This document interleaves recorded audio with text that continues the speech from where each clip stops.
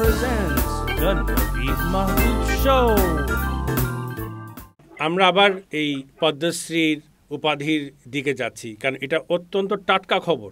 বর্তমানে আমি Bangladesh arm forces মিউজিয়ামের প্রথম থেকে এবং সরকারি তোষাখানার প্রথম থেকে তাদের পরামর্শক বা অ্যাডভাইজার হিসেবে কাজ করছি। মিউজিয়ামে কাজ করতে আমার খুব ভালো লাগে, কারণ মিউজিয়ামটা এটা হচ্ছে সাইন অফ প্রোগ্রেস। যত পিছনে যাব তত সামনে দেখতে পারবো। তো যাই হোক, আমার অনেক বন্ধুবান্ধবরা বলে আমার জন্ম হয়েছে 25শে মার্চ কালো রাতে, আর আমার মৃত্যু হয়েছে 16ই ডিসেম্বর বিকাল 7:31। কারণ এই পিরিয়ডের বাইরে কোনো বিশেষ কিছু কাজ করতে আমি বেশি স্বাচ্ছন্দ্য বোধ করি না। তো আমি যখন চাকরিচ্যুত হলাম, তাও এটা অনেক কথা আছে, অনেকে চাকরিচ্যুত হলে মনে দুঃখ পায়, আমিও পেয়েছিলাম। তো আমার চাকরিচ্যুত হওয়ার আমার রেকর্ডে আছে একটা সুন্দর জিনিস, কোনো কারণ নাই, কোনো ইনকোয়ারি নেই, লেখা আছে কম্পালসারি রিটায়ার্ড ফ্রম সার্ভিস। একজন মুক্তিযোদ্ধা, এতদিন কাজ করলাম, সেনাবাহিনীতে 2বার সেনাপ্রধানের প্রশংসা পেলাম, এতগুলো বিদেশে কোর্স করলাম, যতদূর এই সেনাবাহিনী বানানোর জন্য চেষ্টা করেছিলাম, ফলাফল কি হলো? একটা line, compulsory retired from service.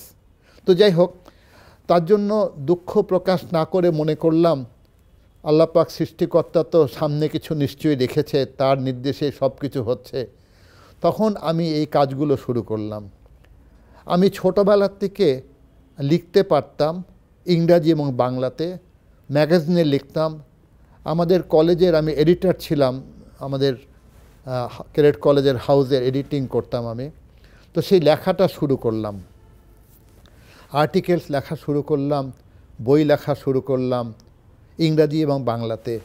তো আপনাদের সবার দোয়াতে আমার 54 নম্বর বইটা ছাপা হয়ে গেছে। আরও ইচ্ছা করছে আরও কিছু বই লিখতে পারবো। এছাড়াও আমি বাংলাদেশ সেনাবাহিনীর ইতিহাস প্রকল্পের প্রকল্প পরিচালক হিসাবে 5 খণ্ড হিস্ট্রি অফ বাংলাদেশ আর্মি, সেটা আমি প্রকল্প পরিচালক ছিলাম এবং প্রধান সম্পাদক ছিলাম। সেটা কাজটা স্বয়ং সম্পূর্ণ হয়েছে। 1948 সন থেকে ফার্স্ট বেঙ্গল রেজিমেন্ট যখন থেকে স্থাপিত হলো, সেই সময় থেকে নিয়ে 2016 সন পর্যন্ত এই ইতিহাসটা কম্পাইল করা হয়েছে। এই ডকুমেন্টটা ভালো হয়েছে বলে মনে করি নতুন প্রজন্মের অফিসাররা, সৈনিকরা এর থেকে অনেক কিছু শিখতে পারবে। না, ইতিহাসে অনেক কিছু হারিয়ে যায়, এই প্রচেষ্টার ফলে হারানো যাবে না আশা করি। ব্যাটলস অফ 71-এর আমি এডিট করেছি, আবার 5টা ভলিউম, এই কাজটা করেছি। এছাড়া আমি আপনারা জানেন আমি টেলিভিশনে রেগুলার প্রোগ্রাম করি, কিছু তো অ্যাওয়ার্ডও পেয়েছি। আমার একটা প্রোগ্রাম দেশটাকে ভালোবেসে আমি 11.5 বছর ধরে এটা করছি। এটা হলো দেশটাকে ভালোবেসে দিয়ে গেছে প্রাণ।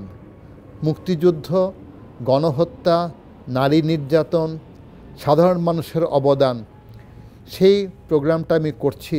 এবং আমি শুনেছি এই প্রোগ্রামের মাধ্যমে ওয়ার ক্রাইম ট্রাইব্যুনাল তারা অনেকভাবে সুবিধা, এর থেকে কিছু সুবিধা পেয়েছে আমার রেকর্ডগুলি নিয়ে গিয়ে। কারণ এই যে গণহত্যাগুলোর সব সাক্ষীগুলো, তারা তো সাক্ষী হিসাবে টেলিভিশনে এসেছে, তারা এই কাজটা করতে পেরেছে। এছাড়া আমাকে আরেকটা কর্মকাণ্ডের আমাকে কাজ দেওয়া হয়েছিল, ফ্রেন্ডস অফ বাংলাদেশ 1971। আমরা 317 জন ফ্রেন্ডস অফ বাংলাদেশকে অনার করেছি। সেই কাজের রিসার্চ, ডকুমেন্টেশন, বিশেষ করে সাইটেশন রাইটিংটা আমি করতে পেরেছিলাম। এ ব্যাপারে একটা পুস্তকও একটা পুস্তকও ছাপানো হয়েছে।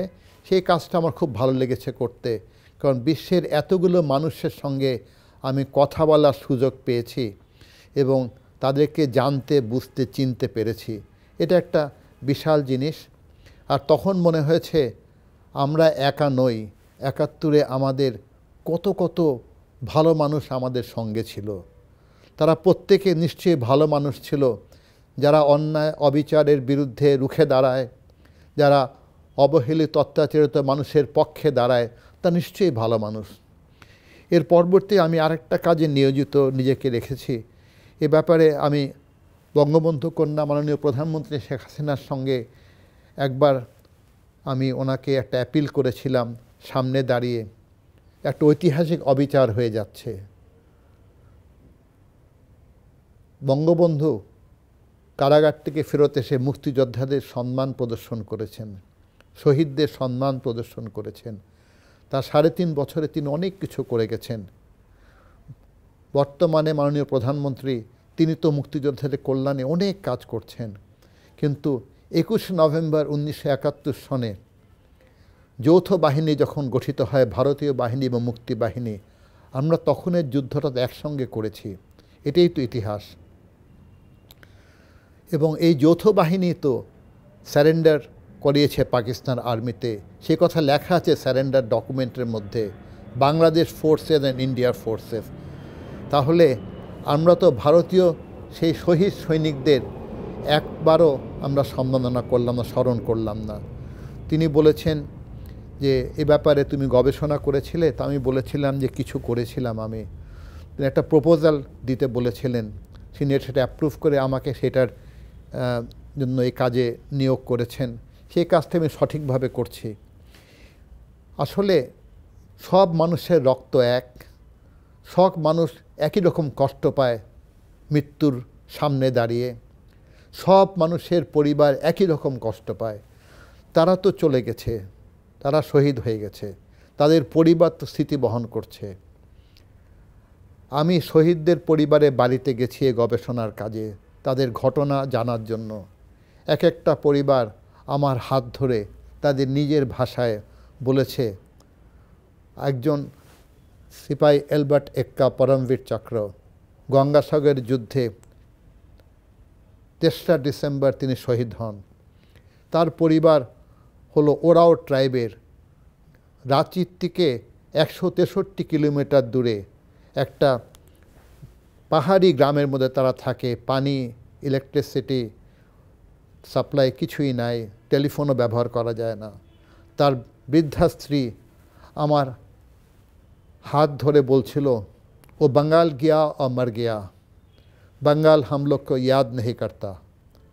সে বাংলায় গেছে, সে মরে গেছে, বাংলা আমাদেরকে স্মরণও করে না। তারপরে আমাকে বলে, বাবা বাংলা কীরকম দেশ, আমি বুঝি না, কোন দেশে গিয়ে সে মরে গেল, কোন দেশের জন্য যুদ্ধ করল। আমি আমার ব্যাগের থেকে কয়েকটা ছবি নিয়ে দেখালাম, আমি নিয়ে এসেছিলাম গঙ্গাসাগরের এলাকার যে জায়গায় তিনি শাহাদাত বরণ করেছেন।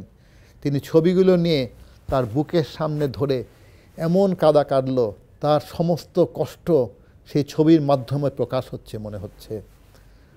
খুব কাঁদাকাটি করছিলেন।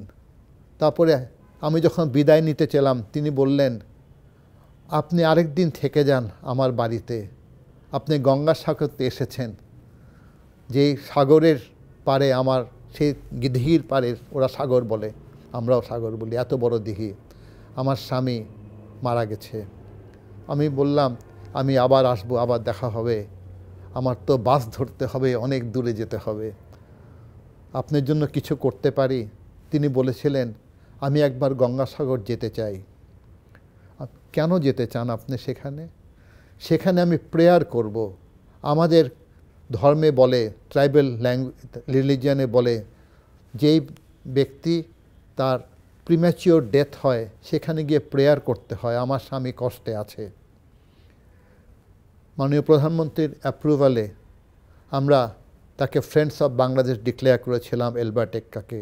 তার সন্তান তিনি এসেছিলেন, আমি তাকে নিয়ে গঙ্গাসাগরে গেছিলাম, তিনি সেখানে প্রেয়ার করেছিলেন, প্রেয়ার করতে করতে মাটিতে শুয়ে পড়েছিলেন। যাই হোক, তারপরে সে আমাকে বলল তার বুক থেকে সমস্ত ভার সরে গেছে, কারণ সে এখন হালকা বোধ করছে, সে প্রেয়ার করেছে। সে বাংলাদেশকে ধন্যবাদ বলছে বারংবার এয়ারপোর্টে গিয়ে, কত ভালো মানুষ তোমরা আমাকে গঙ্গাসাগরে নিয়ে আমার স্বামীর মৃত্যুস্থানে নিয়ে গেছো। এই যে সামান্য একটা কাজ, এটা আমরা কেন করি না? রাজনীতি থাকবে, সমাজনীতি থাকবে, মানুষ উন্নত করবে, জাতি উন্নতি করবে, কিন্তু জাতির জন্মলগ্নে ফেরত যেতে হবে। We have to go back to 71 for any progress we make. প্রত্যেকটা নাগরিকের ৭১ ফিরে যেতে হবে, সেখানে আমার জাতির জন্ম, এবং সেই কষ্টের জন্মটা আমাদের স্মরণ করতে হবে। যদি এই কাজগুলো আমি শেষ করে যেতে চাই, প্রতিটা গণহত্যার কাহিনী যদি লিখে যেতে পারি, প্রতিটা যুদ্ধ কাহিনী যদি লিখে যেতে পারি, জনমানুষের অবদানের কথা লিখে যেতে পারি, তাহলে সৃষ্টিকর্তা আল্লাহ পাককে নিশ্চয়ই আমি বারংবার কৃতজ্ঞতা প্রকাশ করব, আরও করব, এখনও করছি। সেটা করা হবে না, কারণ আমার বয়স তো কিছুদিন পরে ৭১ হয়ে যাবে, কিন্তু আমি তো সবসময় ৭১-এই থাকতে চাই। তো সেইভাবে যদি কিছু কাজ করে যেতে পারি তাহলে ভালো হবে। আর পথ চলার মধ্যে আপনারা যারা আজকে অনুষ্ঠান শুনছেন তারা অনেকেই আমাকে সাহস যোগান, দুটা সুন্দর কথা বলেন,